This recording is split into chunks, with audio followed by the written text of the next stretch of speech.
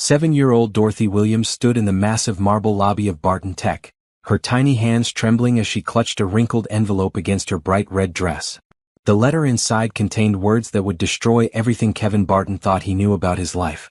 Security guards in crisp maroon uniforms surrounded the small girl, their voices growing louder and more demanding. "You need to leave right now," barked Officer Martinez, reaching for Dorothy's arm. "This is a private building." Dorothy stepped back, her dark eyes wide with fear but determined. "I need to see Mr. Kevin Barton. My mama said it's very important." "Listen, kid, Mr. Barton doesn't see anyone without appointments. Especially not children who wander in off the street." The little girl's lower lip quivered, but she held the letter tighter. "Please, sir. My mama is very sick. She wrote this letter for Mr. Kevin. She said he would want to read it." Rebecca Torres, the head of security, watched the scene unfold from the elevator bank. Something about the child's desperate plea caught her attention. At 45, Rebecca had seen enough of the world to recognize genuine need when she saw it. The girl's mixed-race features were striking, and there was something familiar about her eyes. "What's going on here?" Rebecca asked, stepping forward in her maroon security uniform.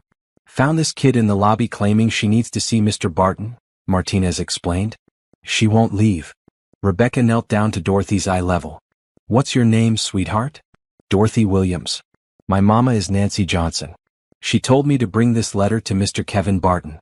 She said it would explain everything." The name Nancy Johnson hit Rebecca like a physical blow. She remembered Nancy well. 8 years ago, Nancy had been a frequent visitor to the building, always wearing those beautiful green dresses that complemented her dark skin perfectly. She had been Kevin's girlfriend, the woman who had disappeared suddenly, leaving Kevin heartbroken and confused. "Show me the letter," Rebecca said gently. Dorothy hesitated, then held up the envelope. In shaky handwriting it was addressed to Kevin Barton, CO, Barton Tech. The return address showed Nancy Johnson's name. Rebecca's mind raced. If Nancy was sick and sending her daughter here with a letter, something serious was happening.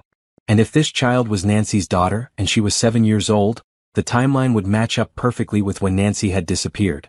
"Martinez, escort everyone else back to their duties," Rebecca ordered. "I'm taking Dorothy to see Mr. Barton." "Ma'am, you know Mr. Barton's rules about unscheduled visitors. This isn't a regular visitor. Trust me on this one." Rebecca took Dorothy's free hand. "Come on, honey. Let's go see Mr. Barton." As they rode the elevator to the 40th floor, Dorothy looked up at Rebecca with those familiar eyes. "Is Mr. Kevin nice?" "Mama said he was the kindest man she ever knew." "He is a good man," Rebecca replied, though she wondered how Kevin would react to this surprise from his past. The elevator doors opened to reveal the executive floor's pristine white walls and gleaming floors.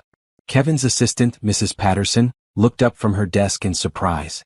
"Rebecca, what's this about?" "Mr. Barton is in back-to-back meetings all day." "This can't wait," Rebecca said firmly. "Tell him Nancy Johnson's daughter is here with a letter." Mrs. Patterson's eyes widened. Everyone who had worked at Barton Tech long enough knew about Nancy Johnson. The beautiful woman who had captured their boss's heart and then vanished without explanation. "He's with Susan Blake right now reviewing the quarterly reports." "Interrupt them. This is more important than any business meeting." Mrs. Patterson hesitated, then picked up her phone. "Mr. Barton, I'm sorry to disturb you, but Rebecca Torres is here with a young girl who says she has a letter from Nancy Johnson." Even through the closed office door, they could hear the sudden silence that fell over the room. "Send them in immediately," came Kevin's voice through the intercom. Dorothy's small hand squeezed Rebecca's as they approached the massive oak doors. "I'm scared," she whispered. "Don't be, sweetheart. Mr. Kevin will help you and your mama. I promise." The doors swung open to reveal Kevin Barton's impressive corner office. Floor-to-ceiling windows offered a stunning view of the city skyline. Kevin stood behind his desk in a sharp blue suit, his dark hair perfectly styled, but his face had gone pale. Beside him, Susan Blake crossed her arms, her expensive black pantsuit and blonde hair making her look like a magazine model, but her expression was far from welcoming. "Nancy Johnson," Kevin said quietly, as if testing the name on his lips after years of silence. Dorothy stepped forward, her red dress bright against the neutral office colors. "Mr. Kevin? I'm Dorothy. This is from my mama." She held out the letter with both hands, her small voice steady despite her obvious nervousness. Kevin walked around his desk slowly, his eyes never leaving Dorothy's face. As he got closer, Rebecca saw the exact moment when recognition hit him. Dorothy had Nancy's eyes, her nose, her smile. But there was something else there too, something that made Kevin's breath catch. "How old are you, Dorothy?" he asked gently, kneeling down to her level. 7. "I'll be 8 next month." Kevin's hands shook slightly as he took the letter. 7 years old. The timing was perfect. Too perfect to be a coincidence.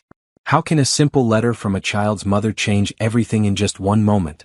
What secrets could be so powerful that they would bring a billionaire CEO to his knees? Subscribe to find out what happens next and share your thoughts in the comments below. Susan stepped forward, her voice sharp with suspicion. "Kevin, you can't seriously be considering whatever scam this is. Anyone could have coached this child to say these things." But Kevin wasn't listening to Susan anymore. His entire focus was on the little girl standing before him in her bright red dress, holding the letter that was about to change his world forever. Dorothy looked between the adults, sensing the tension in the room. "My mama said you would understand when you read her words. She said you would remember the promise you made to her." Kevin's heart stopped. Nancy was the only person who knew about the promise he had made the night before she disappeared. The promise to love her forever, to never give up on their future together. With trembling fingers, he opened the envelope and began to read the words that would shatter everything he thought he knew about the last 8 years of his life. Kevin's eyes moved across Nancy's familiar handwriting, each word hitting him like a physical blow. His hands trembled as he read. "My dearest Kevin, if you are reading this letter, it means I am too sick to tell you the truth myself. I need you to know that Dorothy is your daughter. She was born 8 months after I left, and every day since then, I have regretted the decision that tore us apart. Susan came to me the day after you proposed. She showed me photos that she claimed proved you were cheating on me with her. She said you were only with me temporarily, that you could never truly love someone like me. I was young and scared and I believed her lies. By the time I realized the truth, you had moved on with Susan. I saw the engagement announcement in the newspaper. I thought you were happy, so I stayed away. I thought I was protecting you from the burden of an unwanted child. But now I'm sick, Kevin. Really sick. And Dorothy needs her father. She needs the man I fell in love with all those years ago. The man who promised me forever under the stars in Central Park. Please don't turn her away. She's the best part of both of us. All my love, Nancy." Kevin read the letter 3 times before the words fully sank in. "Dorothy is your daughter." The room seemed to spin around him as he looked at the little girl who was watching him with Nancy's eyes. "Mr. Kevin?" Dorothy's voice was small and worried. "Are you okay? You look sad." Kevin looked into her face and saw himself there too. The shape of her chin, the way she tilted her head when she was concerned. How had he not seen it immediately? "I'm not sad, Dorothy," he managed to say, his voice rough with emotion. "I'm just surprised." Susan's voice cut through the moment like ice. "Kevin, you can't possibly believe this obvious manipulation. Look at the timing. Nancy shows up now, right when Barton Tech is about to go public. She wants money." "Susan, please," Kevin said without looking away from Dorothy. "No, I won't be silent while some woman from your past tries to scam you with a child who could belong to anyone.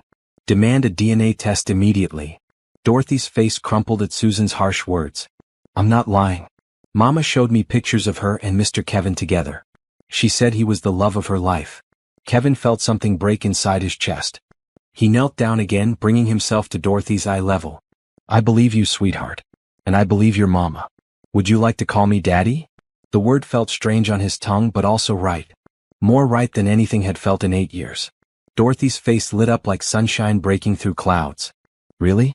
You want to be my daddy?" "More than anything in the world." Susan's face twisted with rage. "Kevin, think about what you're doing. Your reputation, your business, everything we've built together." "Everything we've built?" Kevin stood up, his voice growing stronger. "You mean everything you built on lies?" He looked at Susan properly for the first time since Dorothy had entered the room. The woman he had planned to marry, the woman he had spent 8 years with, suddenly looked like a stranger. How had he never noticed the calculating coldness in her eyes? "I gave you 8 years of my life," Susan said, her voice rising. "I stood by you when Nancy left. I helped you build this company into what it is today. You helped destroy the best thing that ever happened to me." Rebecca cleared her throat gently.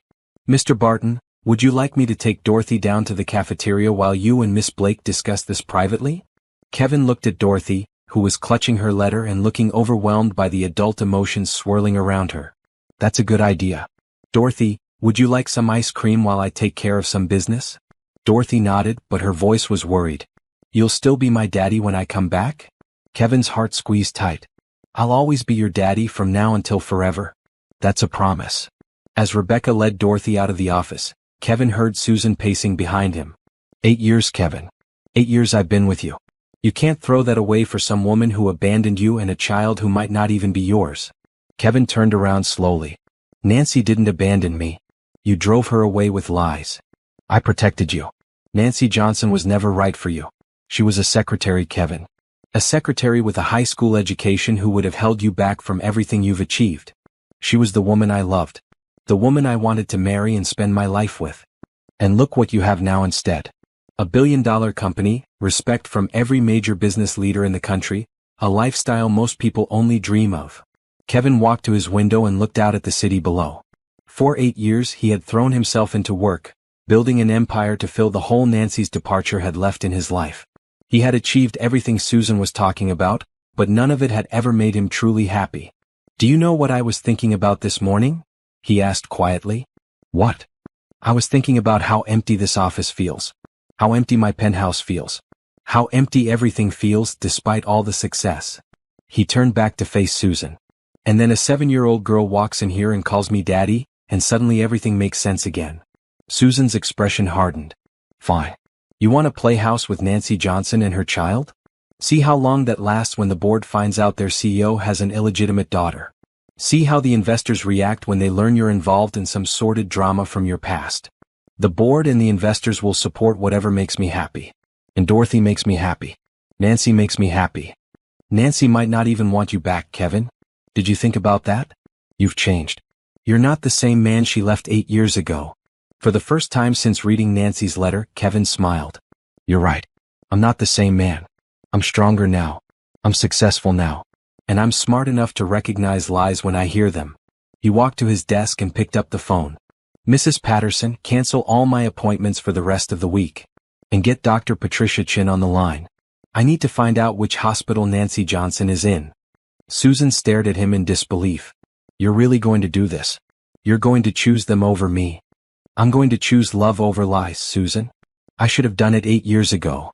Susan's mask finally slipped completely, revealing the calculating woman underneath. You'll regret this, Kevin. They both will. As Susan stormed out of the office, Kevin felt like he was breathing freely for the first time in 8 years. Somewhere in this city, Nancy was sick and alone, probably thinking he didn't care about her or their daughter. But that was about to change. Kevin Barton was going to find his family, and this time no one would tear them apart. Kevin sat alone in his office, staring at Nancy's letter as memories flooded back with painful clarity. 8 years dissolved away, and he was 27 again, meeting the most beautiful woman he had ever seen. Nancy had been working as a receptionist at the accounting firm that handled Barton textbooks. Kevin had gone there personally to review some documents, and she had greeted him with a smile that stopped him in his tracks. Her dark skin seemed to glow under the office lights, and she wore a simple green dress that made her look like springtime itself. Mr. Barton? I have your files ready, she had said, her voice warm and professional. Please call me Kevin. And thank you for staying late to prepare these. It's no problem. I know how important your company is. They had talked for 20 minutes about nothing and everything. Nancy was studying business administration at night school while working full-time to support herself. She had dreams of starting her own event planning company someday. Kevin found himself completely captivated by her intelligence, her ambition, and her genuine kindness. He had asked her to dinner that night and she had said yes. Their first date had lasted until sunrise. They talked about books, travel, their dreams for the future. Nancy had grown up in foster care, moving from home to home until she aged out of the system at 18. She had worked multiple jobs to put herself through school, never letting hardship dim her optimism. I want to create beautiful moments for people, she had told him over coffee at a tiny diner. Weddings, celebrations, moments when families come together and remember what matters most. Kevin had fallen in love with her that very night. For 2 years they had been inseparable. Nancy quit her job at the accounting firm and came to work for Barton Tech as Kevin's personal assistant. Some people whispered about their relationship, but Kevin didn't care. Nancy was brilliant, dedicated, and she made him want to be a better man. She started taking business classes at Columbia in the evenings. Kevin would pick her up after her classes, and they would drive through Central Park talking about their future. Nancy wanted to start her event planning business after graduation. Kevin was already planning to fund it as a wedding gift. "I want to marry you," he had told her one night as they sat on a bench overlooking the park lake. "I want to spend every day of my life making you as happy as you make me." Nancy had cried when he proposed, saying yes through her tears of joy. "You promise me forever?" she had whispered. "Forever and beyond," he had replied. The ring had been a stunning emerald surrounded by diamonds, chosen to match the green dress she had worn the day they met. Nancy had cried again when she saw it, saying it was the most beautiful thing she had ever owned. They planned a spring wedding. Nancy was finishing her degree and working on the preliminary plans for her business. Everything was perfect. Then Susan Blake had arrived. Kevin remembered the day Susan started at Barton Tech as the new marketing director. She was ambitious, polished, and immediately began positioning herself as an asset to the company. She was also beautiful in a cold, calculated way that some men found attractive. Kevin had never given Susan a second thought romantically. He was completely devoted to Nancy. But Susan had clearly had other plans. Looking back now, Kevin could see how carefully Susan had orchestrated everything. She began staying late at the office, finding excuses to work on projects with Kevin. She scheduled client dinners when Nancy had evening classes, making it seem natural that she would accompany Kevin as the marketing director. "Nancy seems overwhelmed with school and work," Susan had mentioned casually one evening. "Are you sure she's ready for the pressure of being with someone in your position?" Kevin had dismissed such comments, but Susan kept planting seeds of doubt. She questioned whether Nancy truly understood the business world. She suggested that Nancy's background made her unsuitable for the kind of social events Kevin would need to attend as his company grew. "I'm not saying Nancy isn't lovely," Susan would say with false concern. "I just worry that she might hold you back from reaching your full potential." But Kevin had never wavered in his love for Nancy. He trusted her completely. Which was why Nancy's sudden departure had destroyed him so completely. One day Nancy had seemed perfectly normal. She had kissed him goodbye that morning, excited about her final exams. She had plans to meet him for lunch to finalize details for their wedding venue. But Nancy never showed up for lunch. When Kevin went to their apartment that evening, he found her gone. All her clothes, her books, her pictures, everything. The only thing left was the engagement ring on the kitchen counter and a brief note. "I can't do this anymore. I'm sorry. Please don't try to find me." Kevin had been devastated. He had hired private investigators, called every friend and contact Nancy had ever mentioned. No one knew where she had gone. It was as if she had simply vanished. 3 months later, when Kevin was still barely functioning, Susan had been there with comfort and support. She helped him get through the worst of his grief, slowly rebuilding his confidence and helping him focus on growing Barton Tech. "You deserve someone who appreciates what you have to offer," Susan had told him. "Someone who won't run away when things get real." Gradually, Kevin had allowed Susan into his life as more than a colleague. She was the opposite of Nancy in every way, sophisticated where Nancy was genuine, calculating where Nancy was spontaneous, cold where Nancy was warm. But she was there, and Nancy was gone, and Kevin had convinced himself that maybe Susan was right. Maybe he needed someone who understood his world. For 8 years, Kevin had buried his love for Nancy and tried to build something with Susan. But it had never felt right. Every anniversary, every holiday, every quiet moment, he found himself thinking about Nancy and wondering what had gone wrong. Now he knew. Susan had shown Nancy those fake photos, had convinced the woman he loved that he was unfaithful. Nancy had been 24 years old, pregnant with his child, and faced with what she thought was proof of his betrayal. Of course she had run. Kevin would have run too. But Nancy had been carrying his daughter. For 8 years, Dorothy had grown up without her father because of Susan's lies.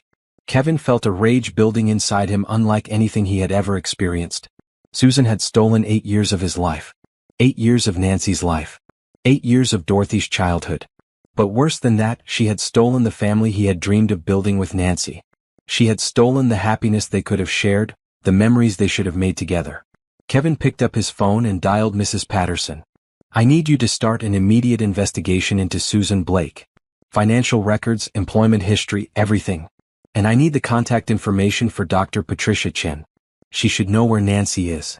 As he waited for the call to connect, Kevin looked out at the city and made a silent promise to Nancy and Dorothy. He would make up for every lost day, every missed birthday, every bedtime story he should have read. Susan Blake had had 8 years to build her lies. But Kevin would spend the rest of his life building something real with the family he should have had all along. This time, nothing would tear them apart. Dr. Patricia Chen looked up from her charts as Kevin, Rebecca, and Dorothy approached the nurse's station at Metropolitan General Hospital. The doctor was a woman in her 50s with kind eyes and graying hair pulled back in a practical ponytail. "Dr. Chin? I'm Kevin Barton. I believe you're treating Nancy Johnson." Dr. Chen's eyebrows rose in surprise. "Mr. Barton? Nancy mentioned your name. You're Dorothy's father." Dorothy stepped forward, still wearing her bright red dress but now holding Kevin's hand. "Is my mama going to be okay, Dr. Chin?" The doctor knelt down to Dorothy's level. "Your mama is much better today, sweetheart. The medicine is helping her feel stronger." Kevin felt his heart start beating again. "Better?" The letter made it sound like she was dying. Dr. Chin stood up and gestured for them to move away from Dorothy's hearing. Nancy was very sick when she first came in 3 weeks ago. Severe pneumonia, complicated by malnutrition and exhaustion. She'd been working 3 jobs to support Dorothy and had been ignoring her own health for months. 3 jobs. Kevin's voice was tight with emotion. Cleaning offices at night, working at a diner during the day and doing bookkeeping from home in between. She collapsed at the diner and was brought here unconscious. Kevin closed his eyes, imagining Nancy working herself to death while he lived in luxury, never knowing she needed help.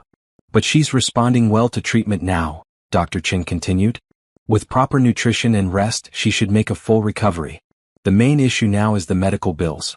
Her insurance is minimal, and she's already talked about discharging herself early because she can't afford the extended care." "She won't be discharging herself," Kevin said firmly. "Whatever she needs, whatever it costs, I'll take care of everything." Dr. Chin studied his face. "Nancy said you were a good man. She also said she hadn't seen you in 8 years and wasn't sure you'd want to be involved." Dorothy tugged on Kevin's sleeve. "Can I see Mama now? I want to tell her you're really my daddy." Kevin looked down at his daughter and felt his heart expand in his chest. "Let's go see Mama." They followed Dr. Chin down a long corridor lined with rooms. Kevin's steps slowed as they approached room 314. Through the small window, he could see Nancy sitting up in bed, wearing a hospital gown in that same beautiful green color that had always been perfect on her. She was thinner than he remembered and there were dark circles under her eyes, but she was still the most beautiful woman he had ever seen. Her dark skin had lost some of its glow, but her smile as she watched something on the television was exactly the same. "Mama." Dorothy pushed open the door and ran to the bed. Nancy's face lit up with pure joy as she gathered her daughter into her arms. "Dorothy, how did it go, baby? Did you find Mr. Kevin?" "Mama, guess what? He really is my daddy and he wants to take care of us." Nancy looked up and saw Kevin standing in the doorway. For a moment, time stopped completely. 8 years disappeared, and they were just Kevin and Nancy, looking at each other with all the love they had tried so hard to forget. "Hello, Nancy," Kevin said softly. "Kevin." Her voice was barely a whisper. He stepped into the room, his eyes never leaving her face. "I got your letter." Nancy's eyes filled with tears. "I didn't know if you would want to see us. I thought maybe you were happy with your life now." "Happy?" Kevin moved closer to the bed. "Nancy, I haven't been happy since the day you left. Not really happy." Dorothy looked between her parents with wide eyes. "Are you crying, Mama?" "These are good tears, baby. Sometimes grown-ups cry when they're very happy." Kevin reached into his jacket pocket and pulled out something wrapped in tissue paper. "I kept this," he said, unwrapping Nancy's engagement ring. "I kept it in my desk drawer for 8 years, hoping someday I would see you again." Nancy stared at the emerald ring, her hand trembling as she reached for it. "Kevin, I'm so sorry. Susan showed me those photos and I believed her. I was young and scared and stupid." "You weren't stupid. You were young and pregnant and faced with what looked like proof that the man you loved was betraying you." Kevin sat on the edge of the hospital bed. "Susan fooled both of us. You know about the photos?" "I know about everything. The lies, the manipulation, all of it." Kevin's voice grew fierce. "She stole 8 years from us, Nancy. 8 years of our life together, 8 years of me being Dorothy's father." Nancy looked at Dorothy, who was snuggled against her side, listening to every word. "I wanted to tell you about her so many times. But when I saw your engagement announcement in the newspaper, I was never engaged to Susan. Not really. I was just trying to fill the hole you left behind." Dr. Chin cleared her throat from the doorway. "I hate to interrupt, but Nancy needs her rest. You can visit again tomorrow." "Actually," Kevin said, standing up, "I'd like to arrange for Nancy to be transferred to a private room, with the best specialists available. Money is no object." Nancy started to protest. "Kevin, I can't let you pay for." "Nancy," Kevin said gently, taking her hand. We lost 8 years because of pride and misunderstandings. Please don't let pride cost us any more time together. Let me take care of you and Dorothy. Let me be the man I should have been 8 years ago. Nancy looked into his eyes and saw the same love that had first captured her heart all those years ago. Okay, she whispered. Okay. Kevin smiled and slipped the engagement ring onto her finger. It fit perfectly, just like it always had. Daddy, Dorothy said, testing out the word, does this mean we're going to be a family? Kevin looked at his daughter and the woman he had never stopped loving. Yes, sweetheart. We're going to be a family. As they left the hospital that evening, Kevin felt like he was walking on air. Nancy was alive, she was going to be fine, and they had a beautiful daughter together. After 8 years of emptiness, his life suddenly felt complete again. But as they reached the parking garage, Rebecca touched his arm. Mr. Barton, we should talk about Susan. She's not going to give up easily. Kevin's expression hardened. Susan had already cost them 8 years. He would not let her cost them one more day. Then we better be ready for whatever she tries next. The next morning, Kevin arrived at his office to find chaos waiting for him. Susan had clearly been busy overnight. His assistant, Mrs. Patterson, looked frazzled as she handed him a stack of phone messages. Mr. Barton, Miss Blake has been calling board members since 6 this morning. She scheduled an emergency meeting for this afternoon. Kevin flipped through the messages. 3 board members, 2 major investors, and a reporter from the Business Journal had all called before 8 a.m. What is she telling them? I don't know the details, but Mr. Anderson called personally. He said you should call him immediately before the situation gets worse. Kevin dialed Tom Anderson's number. Tom had been his best friend since college and was now Barton Tech's chief operating officer. If anyone would give him straight answers, it would be Tom. Kevin, thank God you called. What the hell is going on? Susan is spreading lies about me. What has she told you? She called at dawn claiming you're having some kind of breakdown. Something about a woman from your past showing up with a child, demanding money. She says you're so emotionally compromised that you're making dangerous financial commitments without board approval. Kevin felt his jaw clench. And you believed her? I don't know what to believe. You disappeared yesterday afternoon without explanation. Susan says you're planning to liquidate company assets to pay for medical bills for people who aren't even family. Tom, the child is my daughter. Nancy didn't leave me 8 years ago because she wanted to. Susan manipulated her into thinking I was cheating. Silence stretched across the phone line. Your daughter? Tom's voice was stunned. Kevin, are you sure? I'm certain. And I need you to help me prove what Susan did. What do you need? Meet me in my office in 20 minutes. And bring Rebecca Torres with you. When Tom and Rebecca arrived, Kevin had already pulled Susan's employment file and was reviewing her background check from 8 years ago. Look at this, Kevin said, spreading documents across his desk. Susan Blake, marketing graduate from NYU, excellent references, no red flags. Rebecca studied the papers. Mr. Barton, with your permission, I'd like to dig deeper into her past. Sometimes people are very good at hiding things. Do it. I want to know everything about Susan Blake from the day she was born. Tom looked uncomfortable. Kevin, even if Susan did manipulate Nancy 8 years ago, that doesn't necessarily mean. Tom, Susan threatened Nancy and Dorothy yesterday. She told me I would regret choosing them over her. She threatened a child? Not directly, but the implication was clear. Rebecca was already on her laptop, her fingers flying across the keyboard. Mr. Barton, I'm running a comprehensive background check now. Financial records, employment history, social media, everything. While Rebecca worked, Kevin told Tom everything about Dorothy's visit, Nancy's letter, and his trip to the hospital. I can't believe Nancy has been struggling all these years while I lived in luxury, Kevin said. 3 jobs, Tom. She was working 3 jobs and still couldn't afford proper medical care. If Susan really did what you think she did, she's going to pay for it, Tom said grimly. Rebecca looked up from her computer, her expression grim. Mr. Barton, I found something. Susan's financial records show some interesting patterns 8 years ago. What kind of patterns? Large cash deposits that don't match her salary. $5,000 deposited the day after Nancy left. Another $3,000 a week later. Kevin felt cold dread settle in his stomach. Someone paid her. It gets worse. I found the photographer she used to create those fake photos. His business records show a payment from S. Blake for professional photo editing services dated the same week Nancy disappeared. The evidence was damning, but Kevin needed more. Can you prove the photos were fabricated? Already working on it. I've contacted the photographer.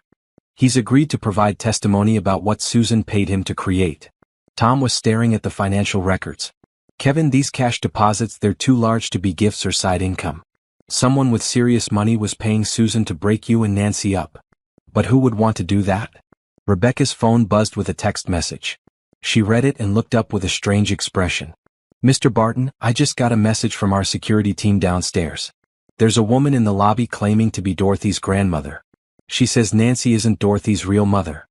Kevin felt the world tilt around him. What? She has legal documents claiming custody of Dorothy. And she's with a lawyer. That's impossible. Nancy is Dorothy's mother. Sir, the woman says her name is Patricia Blake. Kevin's blood turned to ice. Blake.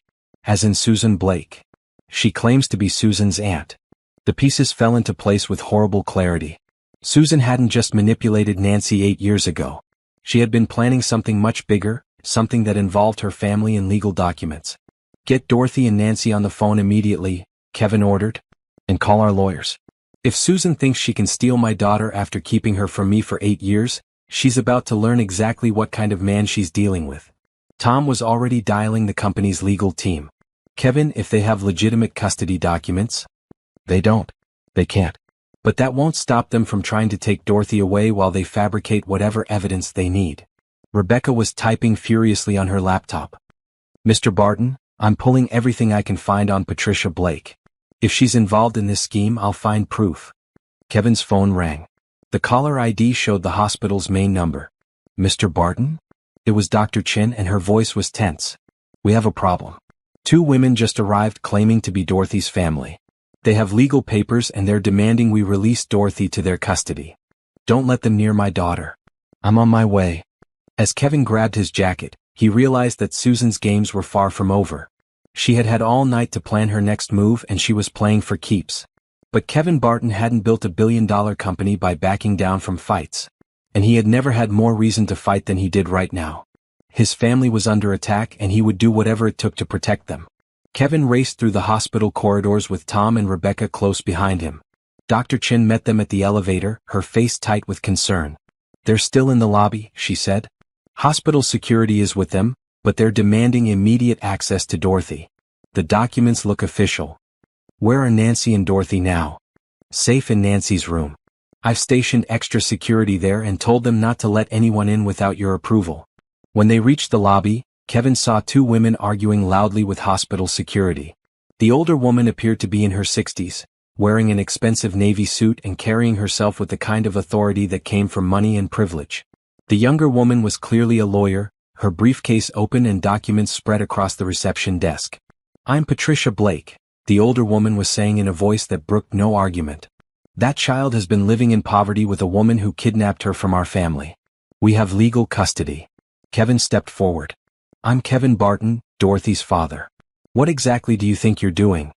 Patricia Blake looked him up and down with obvious disdain. Mr. Barton, I'm Susan's aunt. Dorothy is my granddaughter, and she belongs with family who can properly care for her. Dorothy is my daughter and she belongs with her parents.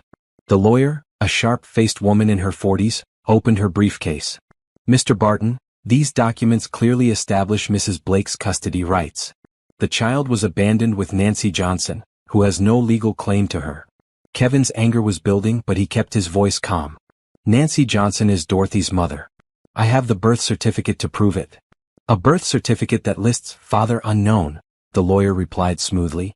There's no proof you're the biological father. Then we'll do a DNA test right now. Patricia Blake sniffed dismissively. Convenient. A rich man suddenly claims paternity when it's beneficial to him. Rebecca stepped forward, her security badge clearly visible. Mrs. Blake, can you explain these financial records showing payments to your niece Susan 8 years ago? Payments that coincide exactly with Nancy Johnson's departure from the city? The lawyer's eyes sharpened. Those records are irrelevant to this custody matter. Actually, Tom said, pulling out his phone, they're very relevant. I just spoke with our legal team. Any custody documents obtained through fraud are invalid. Kevin looked at Patricia Blake and saw something familiar in her cold, calculating expression. She had the same look Susan got when her plans were falling apart. Dr. Chen, Kevin said, I'd like to see Dorothy and Nancy now. These ladies can wait here while we sort out their false documents. You can't keep us from our family, Patricia Blake snapped. Watch me. As they walked toward the elevator, Rebecca leaned close to Kevin. Mr. Barton, I found something else. Patricia Blake has been arrested twice for fraud in the past 10 years. Both cases were settled out of court with sealed records. And Susan would have access to her aunt's legal contacts. Exactly. This whole custody claim is probably fabricated. They found Nancy sitting up in her bed, wearing a bright green hospital gown that made her skin glow with returning health. Dorothy was curled up beside her, reading a children's book out loud. Both of them looked up anxiously when Kevin entered. Daddy. Dorothy scrambled off the bed and ran to Kevin. Mama said some mean ladies want to take me away. Kevin picked up his daughter, holding her tight. That's not going to happen, sweetheart. I promise. Nancy's eyes were wide with fear. Kevin, they said I kidnapped Dorothy. They said I'm not her real mother. Nancy, look at me. Kevin sat on the edge of her bed, still holding Dorothy. You are Dorothy's mother. I'm her father. We're her family and nobody is going to change that. But the papers they showed the nurses looked so official. Tom stepped forward. Nancy, I'm Tom Anderson, Kevin's business partner. Our lawyers are already proving those documents are fake. Susan and her aunt are trying to scare you. Dorothy looked up at Kevin with worried eyes. Daddy, why do those ladies want to hurt us? Kevin's heart broke at his daughter's fear. How could Susan involve a 7-year-old child in her twisted schemes? Sometimes, sweetheart, when people are very unhappy with their own lives, they try to hurt other people who are happy. But we're not going to let them hurt our family. Are you going to marry Mama? The innocent question caught Kevin off guard. He looked at Nancy, whose cheeks had turned a beautiful shade of pink. Dorothy, Nancy said gently, Daddy and I need to talk about grown-up things first. But you love each other, right? I can tell by the way you look at each other. Kevin couldn't help but smile. His 7-year-old daughter was remarkably perceptive. Yes, he said, looking directly at Nancy, I love your mama very much. I never stopped loving her. Nancy's eyes filled with tears. I never stopped loving you either. Then you should get married, Dorothy said matter-of-factly. That's what people do when they love each other. Dr. Chin knocked on the door. Mr. Barton? Your lawyers are here and they've brought some interesting information about those custody documents. Kevin's legal team consisted of 3 of the city's best attorneys. The lead lawyer, Michael Roberts, looked grimly satisfied as he entered the room. Mr. Barton, the custody documents are complete fabrications. Patricia Blake has no legal relationship to Dorothy, and her criminal history makes her completely unsuitable for custody even if she did. What about Susan's involvement? We're building a case for harassment, fraud, and conspiracy. The evidence Ms. Torres gathered about the fake photographs 8 years ago, combined with today's custody scam, should be enough to ensure Susan Blake never bothers your family again. Nancy reached for Kevin's hand. Is it really over? Not quite, Michael replied. We need to file for emergency custody to protect Dorothy while we build the criminal case. Mr. Barton, are you prepared to be listed as Dorothy's legal father? Kevin looked at his daughter, who was watching him with complete trust and love. More than prepared. I want to adopt Dorothy officially and give her my last name. Daddy, Dorothy said, does that mean I'll be Dorothy Barton? If you want to be. Dorothy clapped her hands together. Dorothy Barton sounds perfect. Nancy squeezed Kevin's hand. Kevin, are you sure about all this? Taking on a ready-made family, dealing with Susan's attacks. Kevin leaned down and kissed her forehead. Nancy, 8 years ago I asked you to marry me because I wanted to spend my life with you. Having Dorothy just makes that dream even more perfect. So you'll really marry Mama? Dorothy asked hopefully. Kevin looked at Nancy, who was glowing with happiness despite everything they had faced. If she'll have me. Nancy's smile was brighter than sunshine. Always, Kevin. Always. As his family embraced him, Kevin realized that Susan's schemes had actually given him something unexpected. They had forced him to confront his past, to fight for his future, and to prove how much his family meant to him. Whatever Susan tried next, they would face it together. The confrontation Kevin had been dreading came 2 days later. He was in Nancy's hospital room, watching Dorothy color pictures at the bedside table, when Susan Blake walked through the door without permission. She wore a stark black business suit that made her look like she was attending a funeral. Her blonde hair was pulled back severely, and her makeup was perfect, but Kevin could see the desperation in her eyes. Susan, Kevin said, standing immediately. You're not welcome here. 8 years, Kevin. 8 years of my life. Her voice was controlled but trembling with emotion.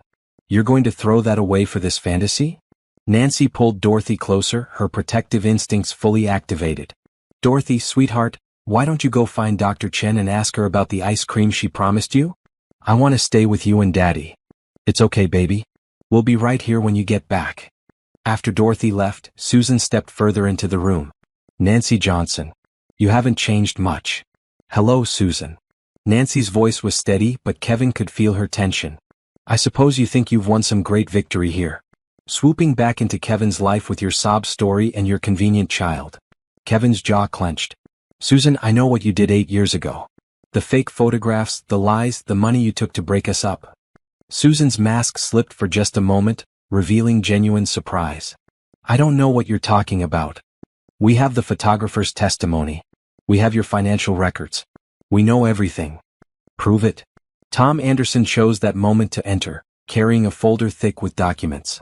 Actually, Susan, we can prove it. All of it. He opened the folder and spread photographs across Nancy's bedside table. The fake photos Susan had used 8 years ago, alongside documentation showing how they had been digitally manipulated. These are the photos you showed Nancy, Tom continued. Our computer forensics team analyzed them. They were created by combining Kevin's image with photos of you from a completely different time and place. Susan's composure began to crack. Those could be fabricated now. Along with the photographer's signed confession? And your Aunt Patricia's criminal record? And the bank records showing payments you received for breaking up Kevin and Nancy? Kevin watched Susan's face as the weight of the evidence settled on her. Who paid you, Susan? Who wanted Nancy and me apart so badly that they hired you to destroy our relationship? For a moment, Susan looked like she might confess everything. Then her expression hardened into familiar calculating coldness. You really want to know the truth, Kevin? Fine. I'll tell you the truth. She turned to Nancy with undisguised hatred. I saved Kevin from making the biggest mistake of his life. You were a secretary, Nancy. A poor little foster kid with nothing to offer a man like Kevin except a pretty face. Susan, Kevin warned. No, let me finish. You want the truth? The truth is that Kevin was never going to be happy with someone like you. You didn't understand his world, his responsibilities, his potential. You would have held him back from everything he's accomplished. Nancy's voice was quiet but strong. And what has he accomplished with you, Susan? Has he been happy? He built $1 billion empire. Has he been happy? Nancy repeated. Susan's silence was answer enough. Kevin stepped between the two women. The only mistake I made was spending 8 years with you instead of finding Nancy and Dorothy. You didn't save me from anything, Susan. You stole the best part of my life. And now what? You're going to play house with Nancy and her daughter? What happens when the novelty wears off? When you remember why ambitious men don't marry their secretaries? Dorothy is my daughter, Susan. She's not Nancy's daughter from someone else. She's mine. The words hit Susan like a physical blow. For the first time since Kevin had known her, she looked completely stunned. That's impossible. DNA test confirmed it yesterday. Dorothy is my biological daughter, conceived before Nancy left 8 years ago. Susan sank into a chair, the full implications finally hitting her. You had a child with her. We had a child together. A daughter who spent 7 years without her father because of your lies. I didn't know she was pregnant. Would it have mattered if you did? Susan's answering silence told Kevin everything he needed to know. Nancy spoke for the first time in several minutes. Susan, why did you hate me so much? I never did anything to hurt you. You had everything I wanted, Susan said bitterly. Kevin loved you in a way he never loved me. In 8 years, he never looked at me the way he looked at you in the first week you worked for him. So you destroyed our lives out of jealousy? I gave him a better life. Look what he's achieved, Nancy. Look at the success, the respect, the empire he's built. Would he have accomplished any of that if he'd been playing house with you and a baby? Kevin felt a flash of the old rage, but it was tempered now by something deeper. Pity. Susan, I would trade every dollar, every achievement, every bit of success for one day of the life I should have had with Nancy and Dorothy. You didn't give me a better life. You gave me an empty one. Rebecca Torres appeared in the doorway. Mr. Barton, the police are here. Are you ready to file charges? Susan's composure finally cracked completely. Kevin, please. We can work this out. I made mistakes, but we can move past this. The only thing we're moving past is our relationship. It's over, Susan. It was over the moment Dorothy walked into my office. You can't do this to me. I gave you everything. You gave me lies. And now you're going to face the consequences. As the police officers entered to arrest Susan for fraud and conspiracy, she made one last desperate plea. Kevin, I love you. I always have. Everything I did was because I love you. Kevin looked at her with sadness rather than anger. Susan, you don't know what love is. Love doesn't destroy. Love doesn't manipulate. Love doesn't steal children from their fathers. As they led Susan away, Kevin felt a weight lifting from his shoulders that he hadn't even realized he'd been carrying. 8 years of living a lie were finally over. Nancy reached for his hand. Is it really finished? It's finished. Susan will face charges, and her Aunt Patricia has already been arrested for the custody fraud. They can't hurt our family anymore. Dorothy came running back into the room, ice cream in hand. Where did the mean lady go? She went away, sweetheart. And she's never coming back. Dorothy climbed onto the hospital bed beside Nancy. Good. I didn't like her. She made Mama cry. Kevin sat on the other side of the bed, his arm around Nancy's shoulders. For the first time in 8 years he felt completely at peace. Daddy, Dorothy said, now that the mean lady is gone, can we be a real family? Kevin looked at Nancy, who was smiling through tears of relief and joy. We already are a real family, Dorothy. We always were. 1 week later, Nancy was released from the hospital with a clean bill of health. Kevin had arranged for her and Dorothy to stay in his penthouse while they figured out their future together, but first, there was somewhere important he wanted to take them. Where are we going, Daddy? Dorothy asked from the back seat of Kevin's car. She wore a bright blue dress that Kevin had bought for her, and she was practically bouncing with excitement. It's a surprise, Kevin said, glancing in the rearview mirror at his daughter's eager face. Nancy, sitting beside him in a beautiful green dress that reminded him of the day they met, reached over and squeezed his hand. Kevin, you've already done so much for us. The medical bills, the clothes, letting us stay with you. Nancy, you and Dorothy are my family. I want to do these things. But the penthouse is so fancy. Dorothy's going to break something expensive. Kevin laughed. Then we'll buy something new. Nancy, I want you both to be comfortable in my home. Our home. They drove through Central Park, past the lake where Kevin had proposed 8 years ago. Dorothy pressed her face to the window, watching the joggers and families enjoying the sunny afternoon. The park is so pretty, she said. Can we have a picnic here sometime? Anytime you want, sweetheart. Kevin pulled into the parking area near the children's playground. Dorothy gasped with delight when she saw the swings and slides. Is this the surprise? Can I play? Of course you can play. But first, there's something I want to show you and Mama. He led them to a bench overlooking the lake, the same bench where he had proposed to Nancy. The afternoon sun sparkled on the water, and families with children played nearby. This is where I asked your Mama to marry me, Kevin told Dorothy. Dorothy looked between her parents with wide eyes. Really? What did Mama say? She said yes, Nancy said softly, her eyes bright with unshed tears. And then what happened? Kevin and Nancy exchanged glances. How do you explain to a 7-year-old that their love story was interrupted by lies and manipulation? Sometimes, Kevin said carefully, grown-ups make mistakes. Mama and I got separated for a while, but we never stopped loving each other. And now you're back together forever? Forever, Kevin confirmed. Dorothy clapped her hands. This is the best surprise ever. Actually, Kevin said, pulling a small velvet box from his jacket pocket, this is the surprise. Nancy's breath caught as she recognized the ring box. Kevin, what are you doing? Kevin got down on one knee beside the bench just as he had 8 years ago. Dorothy squealed with excitement, drawing the attention of other families nearby. Nancy Johnson, Kevin said, his voice strong and clear, 8 years ago I asked you to marry me in this exact spot. I'm asking again. Will you be my wife? Will you let me be Dorothy's father? Will you let me spend the rest of my life making up for the time we lost? Nancy was crying now, happy tears that sparkled in the sunlight. Yes, Kevin. Yes to everything. Kevin slipped the emerald ring onto her finger for the second time, and this time he knew nothing would ever take it away again. Dorothy threw herself into their embrace. Are we really going to be a family now? We already are a family, Nancy said, kissing her daughter's forehead. Now we're just making it official. Can I be in the wedding? Kevin laughed. Dorothy, you're going to be the most important person in the wedding. More important than the bride and groom? Well, maybe not more important, but just as important. As they sat on the bench, watching the sun set over the lake, Kevin felt a sense of completeness he hadn't experienced in 8 years. Nancy was warm and solid beside him, Dorothy was chattering excitedly about wedding plans, and the ring was finally back where it belonged. Kevin, Nancy said quietly. I need to tell you something. What is it? I'm scared. Not about marrying you but about everything else. Your world, your lifestyle, the media attention when they find out about us. Kevin turned to face her fully. Nancy, what are you afraid of specifically? I'm afraid I won't fit in. I'm afraid people will think I'm just after your money. I'm afraid Dorothy will be overwhelmed by all the changes. Look at me, Kevin said, taking her hands in his. I fell in love with you when you were a secretary and I was nobody special.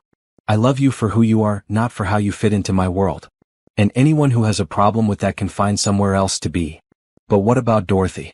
She's used to a simple life. She's never had money or fancy things. Dorothy looked up from where she had been chasing a butterfly. Mama, are you worried about me? A little baby. Daddy's life is very different from ours. Dorothy came back to the bench and climbed onto Kevin's lap. Daddy, will you still love me if I break something in your fancy house? Dorothy, I will love you no matter what you do. You could break everything I own and I would just be happy you're there to break it. See, Mama? Daddy loves us no matter what. Nancy smiled through her tears. When did you get so wise? I learned it from you, Dorothy said seriously. You always told me that the people who really love you won't care if you make mistakes. Kevin felt his heart swell with pride for his daughter's wisdom and Nancy's parenting. Nancy, he said, we'll take everything slowly. If Dorothy wants to stay in public school, she can. If you want to start your event planning business, we'll make it happen. This is about us being together, not about changing who you are. Can I really start my business? Nancy, I've been waiting 8 years to help you achieve your dreams.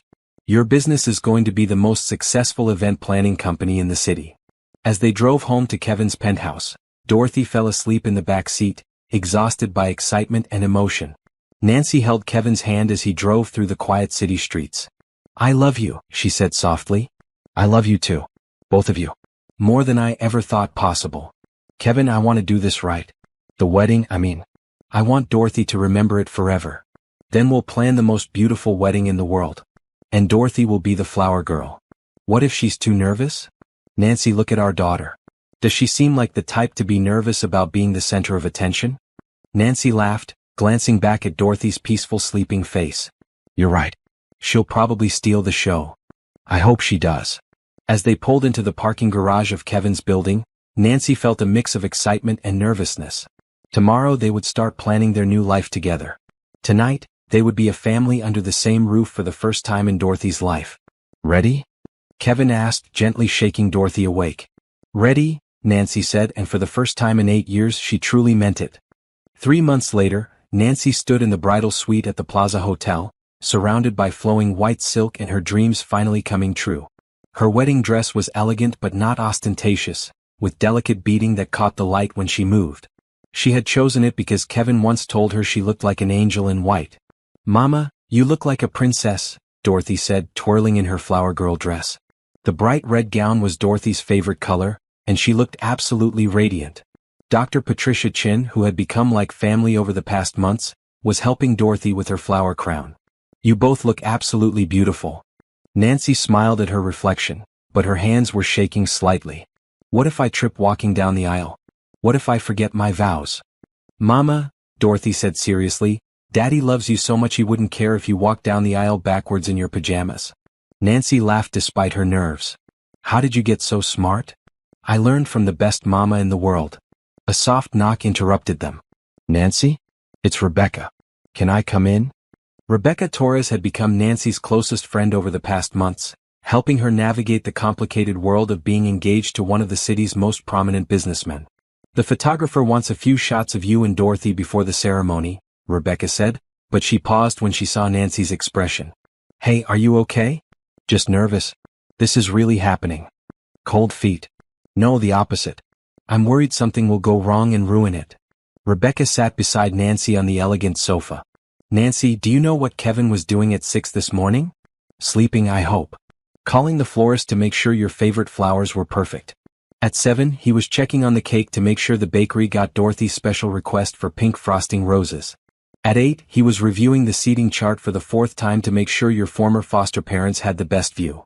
Nancy's eyes filled with tears. He invited the Hendersons? They're in the front row crying with pride. They said you look exactly like the happy ending they always hoped you'd find. Dorothy, Nancy called, come here, sweetheart. Dorothy bounced over, her flower crown slightly askew but her smile radiant. Are you ready to walk down the aisle and give Daddy the biggest surprise of his life? What surprise? Nancy pulled out a small velvet box. Inside was a simple gold band, sized perfectly for Dorothy's small finger. Daddy is adopting you today. After the wedding ceremony, the judge is going to make it official. This ring shows that you're choosing to be a Barton family forever. Dorothy's eyes went wide. Really? I get to be Dorothy Barton for real? For real and forever. Dorothy threw her arms around Nancy. This is the best day ever. 20 minutes later, Nancy stood at the back of the grand ballroom, her arm linked with Tom Anderson's. Kevin had asked Tom to walk her down the aisle, and Nancy had been touched by the gesture. You ready for this? Tom asked quietly. I've been ready for 8 years. The music began, and Dorothy started her walk down the aisle, scattering rose petals with dramatic flair. She was clearly enjoying being the center of attention, and guests were charming as she stopped to wave at people she recognized. Then Nancy saw Kevin at the altar and everything else faded away. He wore a midnight blue tuxedo that made his eyes seem even brighter than usual. But it was his expression that took Nancy's breath away. He was looking at her like she was the answer to every prayer he had ever whispered, like she was the miracle he had stopped believing in. Halfway down the aisle, Nancy felt her composure begin to slip.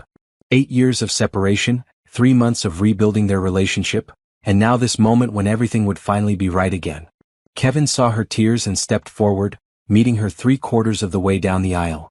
It wasn't traditional, but Kevin had never cared much about tradition when it came to Nancy. Hey, he said softly, taking her hands in his. No crying. You'll ruin your makeup. These are happy tears. I know. I love your happy tears.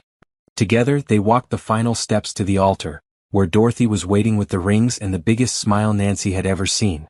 Dearly beloved, the minister began, we are gathered here today to witness the union of Kevin and Nancy, and to celebrate a love that has endured separation, overcome obstacles, and brought together a beautiful family.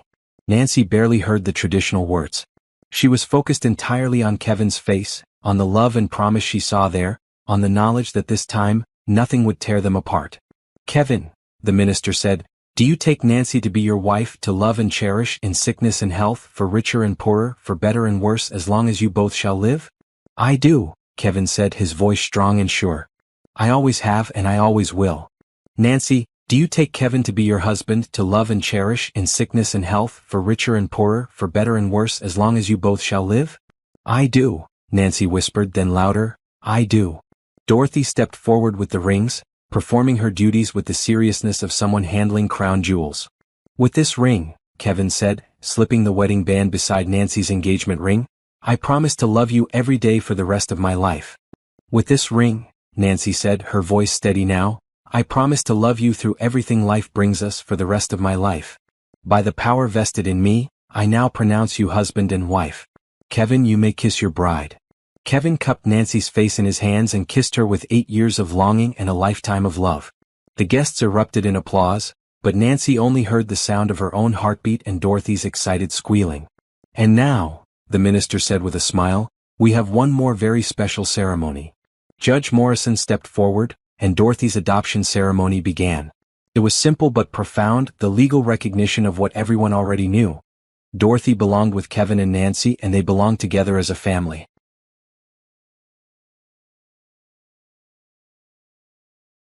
Dorothy, Judge Morrison said, do you want Kevin Barton to be your daddy forever?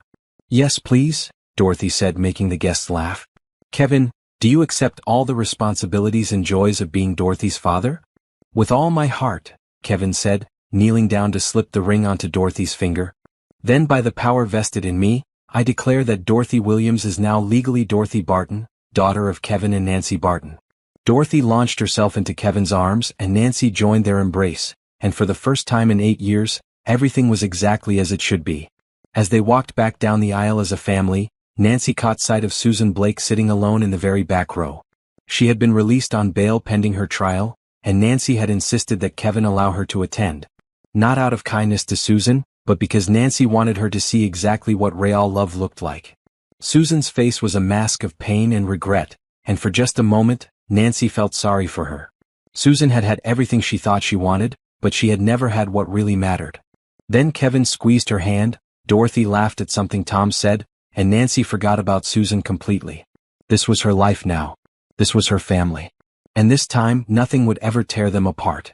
6 months after the wedding, Nancy stood in the main conference room of Barton Tech, presenting her business plan to Kevin's board of directors. She wore a sharp emerald green suit that Kevin had given her for luck, and her confidence had grown tremendously over the past months. Johnson Barton Events has secured contracts for 12 major corporate events this quarter, she said, clicking to the next slide of her presentation. Our profit margins exceed industry standards, and client satisfaction ratings are at 98%. Kevin watched from the back of the room, his heart swelling with pride. Nancy had built her event planning business from nothing into one of the city's most sought-after companies. She was brilliant, hardworking, and completely in her element. Mrs. Barton, said board member Helen Morrison, your success is impressive, but we're curious about potential conflicts of interest, given your relationship to our CEO. Nancy's smile was calm and professional. Ms. Morrison, Johnson Barton Events operates independently of Barton Tech. We have our own offices, our own clients, and our own profit structure. Kevin recused himself from any board decisions regarding our contract with Barton Tech. And if someone suggests you only succeed because of your marriage? Then I'd point them to our client testimonials, our financial records, and our industry awards. Success speaks for itself. The board members exchanged approving glances. Nancy had won them over completely. After the meeting, Kevin walked Nancy to her car in the parking garage. I'm so proud of you, he said, pulling her into his arms. You were magnificent in there. I was terrified. You didn't show it. You looked like you belonged in that boardroom. Nancy laughed. That's because I do belong there. It just took me a while to believe it. They were interrupted by the sound of running footsteps. Dorothy came racing across the parking garage, still wearing her school uniform but with her backpack flying behind her. Mama. Daddy. Guess what happened at school today? What happened, sweetheart? Nancy asked, kneeling down to catch her daughter. Mrs. Patterson asked me to read my essay about families to the whole class, and everyone clapped, and Tommy Martinez said I have the best parents ever. Kevin felt that familiar warmth in his chest that came whenever Dorothy talked about their family. What did you write about? I wrote about how sometimes families get lost and then find each other again. And how love is stronger than anything that tries to break it apart. Nancy's eyes filled with tears. Dorothy, that's beautiful. Can we go get ice cream to celebrate? Celebrate what? Kevin asked. Mama's business meeting and me reading my essay, and us being the happiest family in the world. As they drove to Dorothy's favorite ice cream shop, Kevin reflected on how much their lives had changed in less than a year. Nancy's business was thriving, Dorothy was excelling in her new private school, and Kevin had never been happier both personally and professionally. Kevin, Nancy said quietly while Dorothy was deciding between chocolate and strawberry ice cream, I have something to tell you. What's that? Dr. Chin called with my test results today. Kevin felt a momentary flash of concern. Is everything okay? Nancy's smile was radiant. Everything is perfect. We're going to have a baby. Kevin stared at her for a moment, processing the words. A baby? Really? Really? Kevin swept Nancy into his arms, spinning her around the ice cream shop while other customers stared and smiled. Daddy, what's wrong? Dorothy asked, running over with her ice cream cone. Nothing's wrong, sweetheart. Something wonderful is happening. You're going to be a big sister. Dorothy's eyes went wide. Really? I'm getting a baby brother or sister? In about 7 months, Nancy said. Dorothy squealed with excitement, nearly dropping her ice cream. This is the best day ever. Can I help name the baby? Can I teach it how to read? Will it sleep in my room? Slow down, Kevin laughed. We have plenty of time to figure all that out. That night, after Dorothy had finally fallen asleep from exhaustion and excitement, Kevin and Nancy sat on the balcony of their penthouse, looking out over the city lights. Are you happy about the baby? Nancy asked, curled up against Kevin's side. Happy doesn't begin to cover it. Nancy, a year ago I thought my life was complete as it was. Now I can't imagine how I ever thought that was enough. Do you think Dorothy will really be okay with sharing our attention? Are you kidding? She's going to be the world's most devoted big sister. She'll probably try to do the baby's homework for it. Nancy laughed. You're probably right. They sat in comfortable silence for a while, watching the city sparkle below them. Kevin, Nancy said eventually, do you ever think about Susan? About what she's doing now? Kevin considered the question. Susan had been sentenced to 2 years in prison for fraud and conspiracy. Her Aunt Patricia had received a similar sentence. The trials had been difficult, but they had also provided closure. Sometimes, he said honestly. Mostly I feel sorry for her. She had so much, but she was never able to appreciate it because she was always scheming for more. Do you think she'll ever find happiness? I hope so. But she'll have to learn what love really means first. And what does love really mean? Kevin pulled Nancy closer. Love means putting someone else's happiness before your own. Love means building up instead of tearing down. Love means choosing each other every day even when it's not easy. Love means never giving up even when everything seems impossible. Love means forgiveness and second chances and believing in forever. Nancy tilted her face up to kiss him. I love you, Kevin Barton. I love you too, Nancy Barton. And I love Dorothy, and I love the baby we're going to have, and I love the life we're building together. Even when Dorothy decides to redecorate the living room with finger paints? Especially then. As they went inside to check on Dorothy one more time before bed, Kevin felt a deep sense of gratitude for the journey that had brought them to this moment. The pain of their separation had been real, but it had also made them stronger. They appreciated each other more, fought for their relationship harder, and never took their happiness for granted. Dorothy was fast asleep, clutching the stuffed elephant Kevin had bought her the day after their first meeting. Her face was peaceful and happy, the face of a child who knew she was completely loved and protected. Sweet dreams, baby girl, Nancy whispered, tucking the blankets around their daughter. Sweet dreams, Dorothy, Kevin added. Dream about being the best big sister in the world. As they walked to their own bedroom, hand in hand, Kevin realized that this was what he had been searching for his entire life without knowing it. Not success or wealth or recognition, but this simple, profound joy of being exactly where he belonged with exactly the right people, building exactly the right life. Outside their window, the city continued its endless cycle of lights and movement, but inside their home, everything was peaceful and perfect and exactly as it should be. And for the first time in 8 years, Kevin Barton went to sleep knowing that he would wake up tomorrow morning with everything he had ever dreamed of still right there beside him. Their love story had begun with a simple greeting and a green dress. It had been interrupted by lies and manipulation and years of separation. But it had survived because real love always finds a way. And this time it would last forever.